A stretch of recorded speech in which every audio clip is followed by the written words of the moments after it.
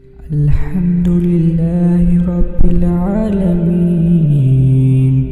یہ میرے رب کے پاس سے نظام، اللہ اس نظام سے ہمیں فائدہ لینے کی توفیق عطا فرما دے۔ دوسرا کام، توبہ کرنے کے بعد جب تک آپ کا دل خوبصورت نہیں ہوگا اس وقت تک یہ دل آپ کو رمضان کی خوشیاں دلائے گا بھی نہیں۔ دل کو کس چیز سے پاک کیا جائے؟ سب سے پہلی بات، فضیل ابن عیاض رحمت اللہ علیہ فرمایا کرتے تھے، لم يدرك من عندنا من أدرك بكثرة صيامه ولا صلاته وإنما أدرك بسخاء الأنفس وسلامة الصدر والنصح للأمة۔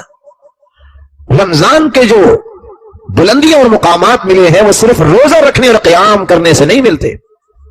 سلف نے 3 چیزوں کے ذریعے مقام حاصل کیے، بسخاء الانفس، دلوں کی سخاوت، سلامت الصدر، سینے سلامت، بغض، حسد، عناد، تعصب، عصبیت، انتقام، ہر قسم کے اس طرح کی مذموم صفات سے جب تک دل صاف نہیں ہوتا، خالی نہیں ہوتا، اس پہ نیا رنگ نہیں چڑھ سکتا۔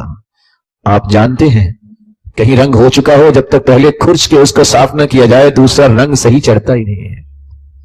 چڑھ بھی جائے کچھ دیر کے بعد نچلا رنگ اپنا چہرہ دکھاتا نظر آتا ہے۔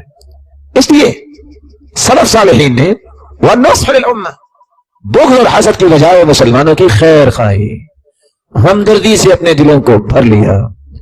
سفیان بن دینار کہتے ہیں، مجھے یہ بتائیے پہلے لوگوں نے بلندی کیسے حاصل کی؟ قلت لأبي بشر خبرني عن اعمال من كان قبلنا، پہلے لوگوں کے اعمال اتنے رمضان میں بلند کیوں ہوتے؟ قال كانوا يعملون يسيرا ويؤجرون كثيرا، عمل تو تھوڑا کرتے تھے لیکن اجر ان کو اللہ نے زیادہ دے دیا۔ ليست العبرة بكثرة صلاتهم ولا صيامهم ولا صدقاتهم، نہ تو ان کے زیادہ کو روزے تھے نہ کو ان کے زیادہ نمازیں تھی اور صدقے تھے۔ سارے مسلمانی مہینے کا روزہ رکھتے، وہ بھی 30 ہی رکھتے تھے۔ شوال کے تو بعد میں 6 روزے ہیں، وہ بھی 30 ہی رکھتے تھے۔ مسلمان بھی زکات دیتے تھے لیکن مقام حاصل کرنے والے بھی زکات ہی دیتے تھے۔ فرق کیا تھا؟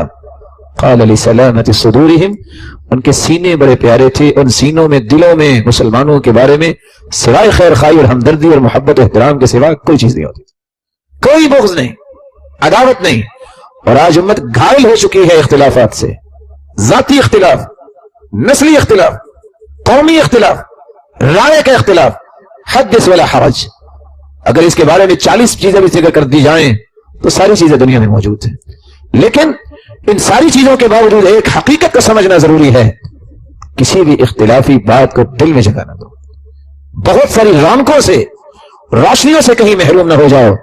سلف صالحین جن کے بارے میں عبداللہ ابن مسعود رضی اللہ تعالیٰ عنہ سے سوال کیا گیا، کیف کنتم تستقبلون رمضان، رمضان کا استقبال تم کیسے کرتے تھے اللہ کے رسول کے صحابی؟ قال كان احدنا لا يتجرأ على استقبال الهلال وفي قلبه ذرة حقد على اخيه، ہمارے زمانے میں کوئی ایسا انسان نہیں تھا جو رمضان کا استقبال کر رہا ہو اور اس کے دل میں کسی کے بارے میں ذرے کے برابر، رائی کے دانے کے برابر کوئی حسد اور بغض ہو۔ صحابہ کرام جو مہم کام توبہ کے بعد کرتے وہ اپنے دل کی صفائی کرتے۔ رسول اللہ صلی اللہ علیہ وسلم نے صحابہ کرام کو یہ کیوں کہا؟ اس کا ایک راز ہے۔ رسول اکرم صلی اللہ علیہ وسلم کے صحابہ نے جو تابعین کو تربیت دی، اس تربیت کا ایک پہلو یہ بھی ہے، سلف صالحین کہا کرتے تھے جب رمضان آ جائے، باوجود رمضان آنے کے آپ کے دل میں سختی ہے، جسم میں کمزوری ہے، کمزوری کیسے روزہ رکھوں، یہ تو بہت لمبا روزہ آ گیا، تو گرمی بہت ہے، خوشی نہیں ہے، اور پھر دل کی سختی اسی طرح ہے، رمضان آ گیا ہے، نہ اس کو بڑے کا احترام آتا ہے، نہ اس کے چھوٹے پہ شفقت آتی ہے، نہ اس کا دل نرم ہوا ہے۔ سلف کہا کرتے تھے اس کے 2 سبب ہیں، لعلک تکلمت فیما لا یعنی، ایک بات لگتا ہے تمہاری زبان ایسی باتوں کی طرف زیادہ توجہ دیتی ہے جس کا فائدہ نہیں ہے اور تیری زبان پہ باتیں آتی جا رہی ہیں، اور دوسری بات لگتا ہے دل کی صفائی تم نے صحیح کی نہیں ہے، جس لیے دل کی زمین بنی نہیں ہے رمضان کی روشنی کو قبول کرنے کے لیے۔ रसूलुल्लाह सल्लल्लाहु अलैहि वसल्लम ने सहाबा किराम को तीसरी बात यह समझाई, रमजान अल मुबारक जिसके बुनियादी तौर पे 3 हुकूक हैं, इन हुकूक पे सबसे ज्यादा तवज्जो हो। पहला हक, ये तो वर्कशॉप है, ये तो शॉर्ट कोर्स है। अगर इस कोर्स में दाखिला लेने के बावजूद मेरी नमाजें बाजमात नहीं हुई तो इसका मतलब है मैंने रमजान की हकीकत को समझे नहीं। तौबा करने के बाद, दिल की सफाई के बाद सबसे बड़ा अमल अहद कीजिए, रमजान अल मुबारक, इस मुबारक महीने में मैंने हर नमाज तकबीर उला के साथ बाजमात पढ़नी है। मन सल्ला लिल्लाहि 40 यौमन फी जमाअह युद्रिकु तकबीरतल उला कुतिबत लहु बराअतुन मिनन नार व बराअतुन मिनन निफाक। जो शख्स 40 दिन बाजमात तकबीर उला के साथ नमाज पढ़ लेता है, ना वो मुनाफिक होता है, अगर वो फौत हो जाए तो जहन्नम से अल्लाह उसे आजाद कर देंगे।